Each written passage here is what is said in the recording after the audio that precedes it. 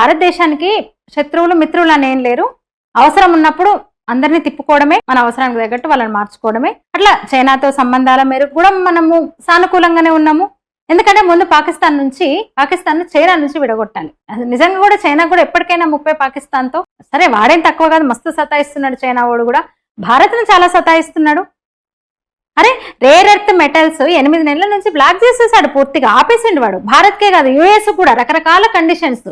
Rare earth metals ని ప్రపంచంలో ఎక్కడ దొరుకుతుందో అక్కడ నుంచి అంతా తీసుకొచ్చేసి వాడు ఆపేశాడు మొత్తం పూర్తిగా.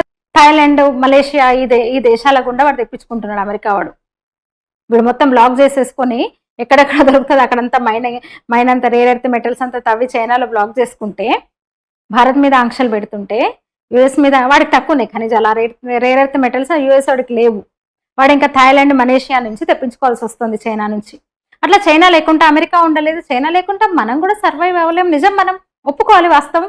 అసలు పోనీ ఆ రేర్ ఎర్త్ మెటల్స్ వాని దగ్గర అంటే కాదు, వాడి భూభాగంలో ఏమన్నా తవ్వి తీసినాయి అంటే కాదు, అంత రిసోర్సెస్ లేవు వాడికి. కానీ ప్రపంచం అంతా తిరిగి ఎక్కడెక్కడున్నాయో అవన్నీ తెచ్చిపెట్టుకున్నాడు వాడు. ఎప్పుడైతే బ్లాక్ చేశాడో రేర్ ఎర్త్ మెటల్స్ ఇలాంటి వాటిని ఎప్పుడైతే చైనా వాడు బ్లాక్ చేశాడో అప్పుడు మనం కళ్ళు తెరిచినాం.